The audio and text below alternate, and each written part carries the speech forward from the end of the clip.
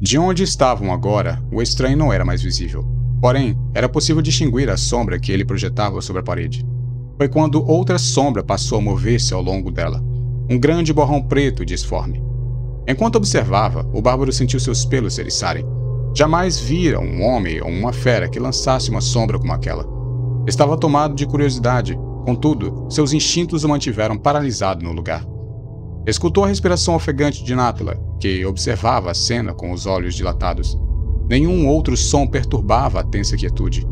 A enorme sombra envolveu-a do estranho.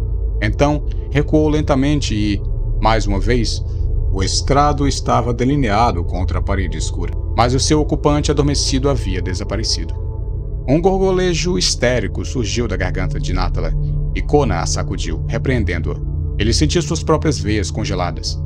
Não temia indivíduos humanos. Nada que era compreensível, por mais soturno que fosse, o fazia tremer. Mas aquilo estava além do seu conhecimento. Passado um tempo, sua curiosidade levou a melhor sobre sua inquietação, e ele moveu-se na direção da sala escura mais uma vez, preparado para qualquer coisa. Olhando para dentro do aposento, o bárbaro viu que ele estava vazio. O estrado continuava igual, exceto pela ausência do homem enfeitado de joias. No dossel de seda que o cobria, uma única gota de sangue brilhava como uma gema escarlate. Nátala a viu e emitiu um grito sufocado, pelo qual Conan não a puniu. Tornou a sentir a mão gelada de medo. Um homem se deitara naquele extrato. Algo se arrastava para dentro da câmara e o levara consigo. O que era, Conan não fazia ideia, mas uma aura de horror sobrenatural pairava naquelas salas escuras. Ele estava pronto para ir embora, segurando a mão de Nátala. Deu meia volta, então hesitou. Em alguma das câmaras pelas quais haviam passado, escutou o som de passos. Um pé humano, descalço ou com um calçado leve, produzia aquele som, e Conan, com a cautela de um lobo, rapidamente virou para a lateral. Acreditava que poderia chegar ao pátio externo evitando o cômodo de onde o ruído parecia vir. Mas eles ainda nem tinham atravessado a primeira câmara de sua nova rota quando o ruído de uma tapeçaria de seda os fez virar. Diante de uma alcova coberta por uma cortina, um homem encarava-os com intensidade. Era exatamente igual aos outros que encontrara.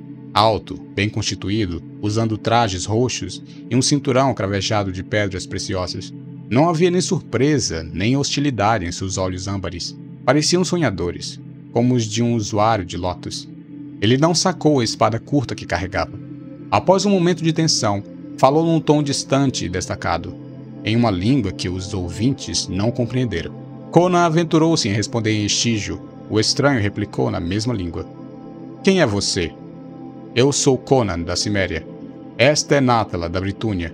Que cidade é esta? O homem não respondeu. Seu olhar devaneador pousou sobre Nátala e ele disse de forma pausada. De todas as ricas visões que já tive, esta é a mais estranha.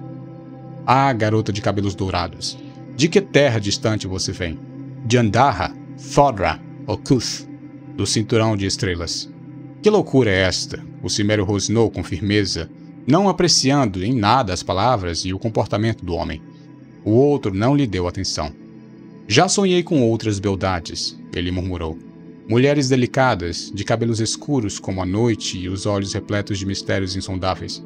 Mas sua pele é branca como o leite, seus olhos claros como a alvorada, e você tem um frescor e uma graça tão atraentes quanto o mel. Venha até meu divã, pequena garota dos sonhos. Ele avançou em direção a ela, mas Conan empurrou sua mão para o lado com tanta força que poderia ter quebrado seu braço. O homem recuou, segurando o membro entorpecido, os olhos enevoados. Que rebelião de fantasmas é esta? Ele murmurou. Bárbaro, eu ordeno que parta daqui. Desapareça, dissipe-se, suma agora. Vou fazer sua cabeça desaparecer dos seus ombros, ameaçou o cimério, furioso, com o sabre brilhando em punho. É assim que recepciona forasteiros? Por Kron, vou tingir seus trapos de sangue.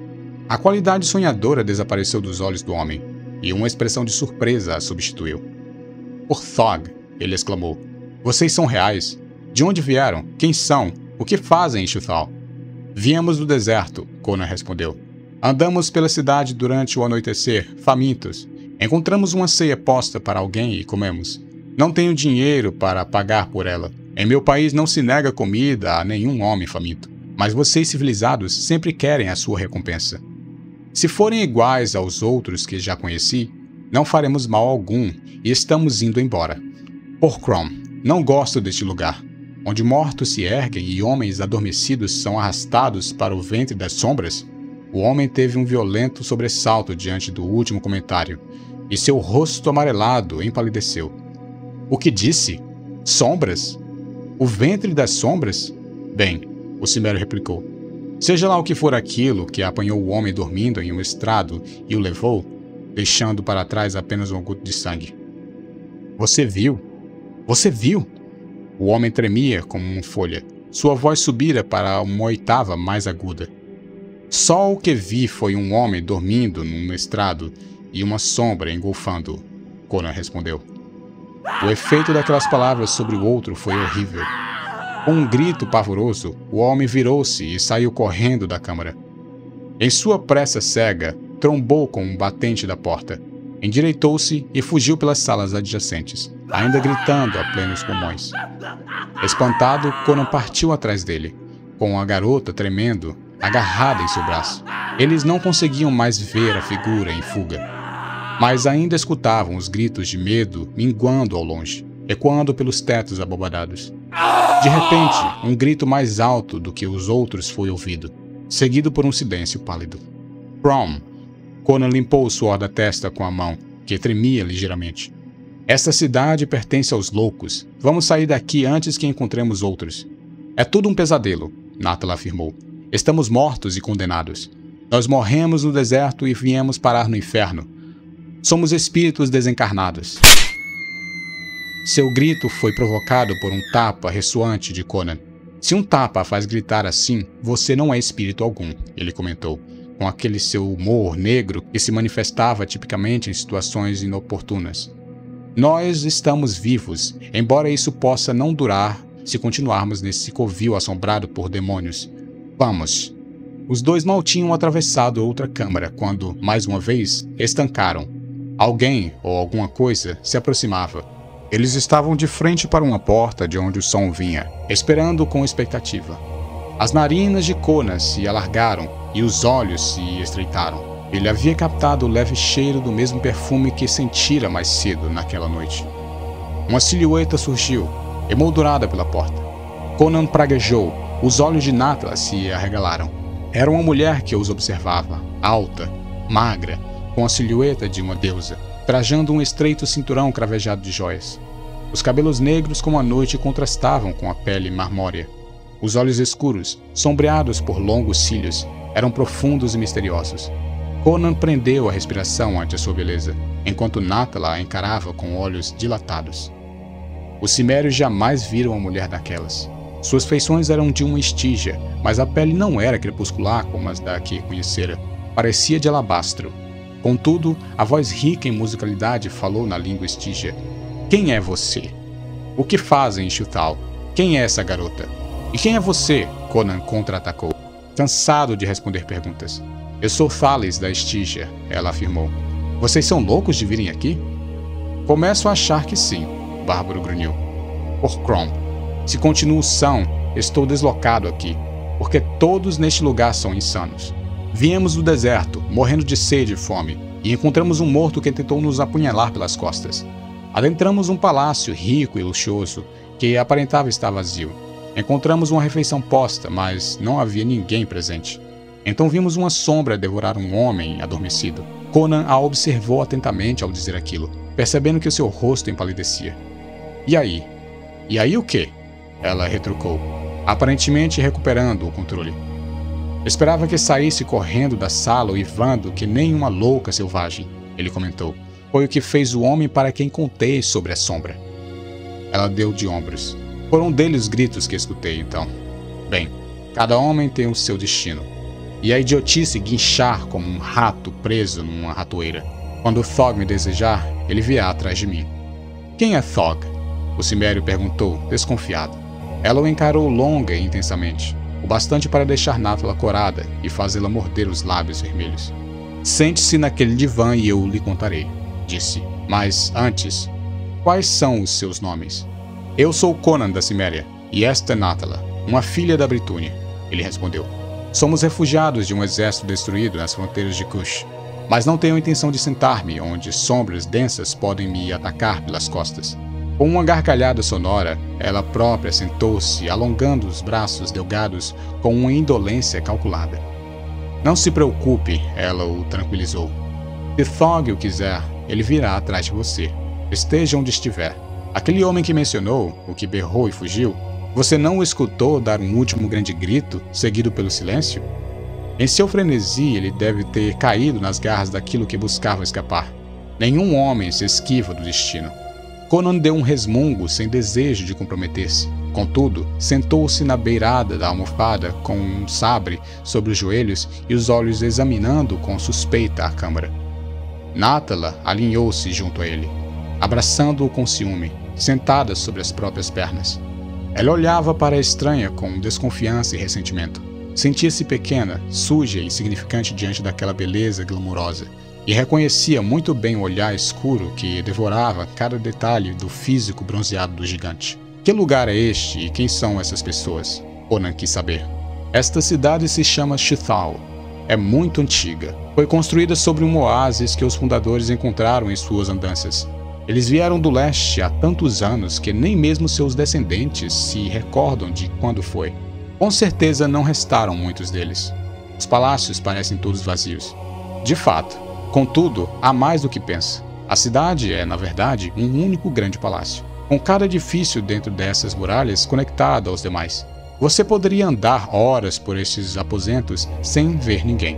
Em outras ocasiões, poderia encontrar centenas de habitantes. Como pode ser? Conan inquiriu, ansioso. Aquilo se parecia demais com feitiçaria para oferecer qualquer conforto. As pessoas passam a maior parte da vida dormindo. A vida que tem durante o sonho é tão importante e, para eles, tão verdadeira quanto a vida desperta. Já ouviu falar da lótus negra? Ela cresce em certos locais da cidade. Eles a cultivaram ao longo das eras até que, em vez da morte, seus sumos induzem sonhos fantásticos e maravilhosos. Ficam a maior parte do tempo perdidos nesses sonhos. Suas vidas são vagas, erráticas e sem planos. Eles sonham, acordam, bebem, fazem amor, comem e sonham novamente. Raramente terminam alguma coisa que começam, deixando-a pela metade e tornando-a mergulhar no torpor da lótus negra. Aquela refeição que encontrou, sem dúvida foi feita por alguém que acordou. Sentiu fome e preparou, mas, em seguida, a esqueceu e voltou para o mundo dos sonhos. Onde eles encontram comida? Conan interrompeu. Não vi campos ou vinícolas do lado de fora. Eles possuem plantações e currais dentro dos muros da cidade? Ela meneou a cabeça. Fazem a própria comida a partir de elementos primários. São cientistas incríveis quando não estão drogados. Seus ancestrais eram inteligentíssimos, colossos que construíram essa cidade maravilhosa em meio ao deserto. E, embora a raça tenha se tornado escrava das próprias paixões, ainda conserva parte de seu incrível conhecimento. Chegou a se perguntar sobre essas luzes? São joias fundidas com rádio. Você as esfrega com os dedos para fazer com que brilhem e, caso queira apagá-las, basta tornar a esfregá-las no sentido oposto. E elas são só um exemplo da ciência que possuem, mas eles se esqueceram de grande parte dela. A vida desperta lhes é de pouco interesse. Preferem a vida no estado adormecido. Então, o morto diante do portão, Conan começou a dizer, sem dúvida dormia. Quem dorme o sono da lótus parece estar morto. Entra em animação suspensa. É impossível detectar o mínimo sinal de vida. O espírito deixa o corpo e ronda à vontade por outros mundos exóticos. O homem diante do portão é um bom exemplo da vida irresponsável que essas pessoas levam. Ele guardava a entrada, pois a tradição decreta que um vigia é sempre necessário, embora nunca um inimigo tenha avançado pelo deserto. Você encontraria mais guardas em outras partes da cidade, provavelmente dormindo como aquele sujeito. Conan ruminou por um período. E onde estão essas pessoas agora? Espalhadas por diferentes partes da cidade, deitadas em divãs, em poltronas de seda, em alcovas repletas de almofadas, em estrados cobertos de peles, todos envolvidos pelo véu brilhante dos sonhos. O bárbaro sentiu um arrepio percorrer seus ombros largos. Não era tranquilizador pensar em centenas de pessoas deitadas, rígidas e congeladas, por sobre as tapeçarias dos palácios, os olhos vítreos virados para cima. Lembrou-se de outra coisa. E quanto àquela coisa que invadiu a câmara e levou o corpo do homem que estava sobre o estrado? A garota estremeceu. Aquele era Thog, o antigo, o deus de Xuthal que vive no domo afundado, no centro da cidade. Ele sempre viveu em Xuthal. Se veio junto dos fundadores ou se já estava aqui quando eles ergueram a cidade, ninguém sabe. Mas o povo de Xuthal o idolatra. Em geral, ele dorme sobre a cidade, mas, às vezes, em intervalos irregulares, fica com fome e ronda os corredores secretos e câmaras escuras em busca de uma presa. Ninguém está a salvo. Natala deu um gemido de pavor e agarrou o pescoço de Conan, como se tentasse impedir que algo a arrancasse do lado de seu protetor. Crom, ele brandou, cheio de horror. Quer me dizer que essas pessoas dormem despreocupadas enquanto esse demônio as espreita? Ele fica com fome apenas ocasionalmente, ela repetiu. Um deus precisa de sacrifícios. Quando eu era criança, na Estígia, o povo vivia às sombras de sacerdotes. Ninguém sabia quando alguém seria arrastado para o altar. Qual a diferença entre um sacerdote entregar uma vítima aos deuses e um deus aparecer para buscar sua vítima? Essas não são as tradições de meu povo, Conan rugiu, e nem do de Natala. Os iborianos não sacrificam ninguém para seu deus, Mitra. E quanto ao meu povo, por Crom, gostaria de ver um sacerdote arrastar um cimério até o altar. Haveria sangue derramado, mas não como o sacerdote gostaria. Você é um bárbaro, divertiu-se Thales, mas com um brilho nos olhos. Thog é muito antigo e terrível. Essas pessoas devem ser ou idiotas ou heróis, Conan resmungou, para se deitarem e mergulharem em sonhos patéticos, mesmo sabendo que podem acordar na barriga dele. Ela riu. É tudo o que conhecem. Thog tem sido seu predador há incontáveis gerações.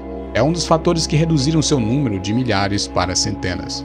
Mais algumas gerações e eles serão extintos, e Thog terá de se aventurar no mundo em busca de novas presas, ou retirar-se para o submundo de onde veio há tanto tempo. Eles percebem seu destino derradeiro, contudo, são fatalistas, incapazes de resistir ou fugir. Ninguém da atual geração jamais esteve fora dessas muralhas. Existe um oásis a um dia de marcha ao sul. Já vi em velhos mapas que os ancestrais deles desenharam em pergaminhos. Mas nenhum homem de Xuthal o visitou em 3 gerações, e muito menos fez qualquer tentativa de explorar as terras férteis que os mapas mostram haver a mais de um dia de marcha dele. Trata-se de uma raça que se extingue em passo acelerado, afogada em sonhos da Lotus, estimulando suas horas despertas com um vinho dourado que cura ferimentos, prolonga a vida e revigora e sacia até mesmo os mais libertinos. Contudo, eles se agarram à vida e temem a deidade que adoram. Viu como um deles enlouqueceu ao saber que Thog rondava os palácios. Já vi a cidade inteira aos gritos e arrancando os cabelos, correr em pânico para fora dos portões, se esconder e tirar a sorte para ver quem deveria retornar a satisfazer a fome de Thog. Se não estivessem todos dormindo, agora, as notícias de sua vinda os fariam sair mais uma vez histéricos portões afora. Ah, Conan, Natala exclamou. Vamos sair daqui. Na hora certa, o cimério respondeu, seus olhos vidrados nos membros de mármore de Thales. E o que você faz aqui, Stygia? Cheguei quando era uma garotinha, ela respondeu, inclinando-se contra o divã de veludo e entrelaçando os dedos atrás da cabeça. Sou filha de um rei, como pode ver pela cor da minha pele, que é branca como a de sua amiguinha loira. Mas sou uma mulher do povo. Fui raptada por um príncipe rebelde que, tendo reunido um exército de arqueiros cuxitas, seguiu para o sul em busca de uma terra que pudesse conquistar. Ele e todos os seus guerreiros pereceram no deserto. Porém antes de morrer, me pôs no lombo de um camelo e caminhou ao longo do animal até cair morto. A fera vagou a esmo e eu comecei a delirar de fome e de sede, desmaiando e acordando nessa cidade. Disseram-me que fui avistada das muralhas no início da manhã, desacordada nas costas do camelo. Trouxeram-me para dentro e me reanimaram com seu maravilhoso vinho dourado. E somente a visão de uma mulher os teria feito se aventurar tão longe das muralhas. Todos se interessavam bastante por mim, principalmente os homens. Como não falava a língua deles, aprenderam a minha. Eles são bastante intelectualizados e falaram a minha língua bem antes de eu conseguir falar deles. Mas estavam mais interessados em mim do que na minha língua. Eu fui e continuo sendo a única coisa capaz de fazer um deles esquecer o sonho da Lotus por um tempo.